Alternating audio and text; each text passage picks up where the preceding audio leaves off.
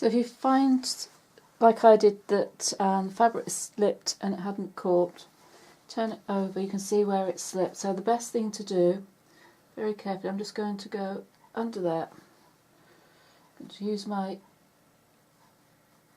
seam ripper, and I'm just going to take out those stitches, and I'm going to do the same going the other way.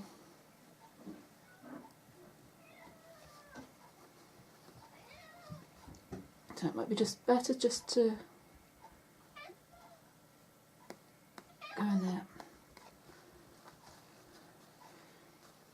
Just go into where it's there, it's lined up again, so take those out, and then what you can do,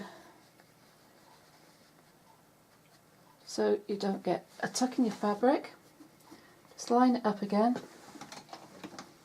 just get that under my needle, line that up.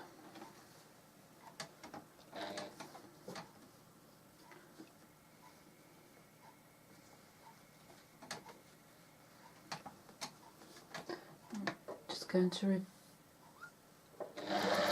reverse a few stitches back into the seam. And I'm just going to carry back down until I've overlapped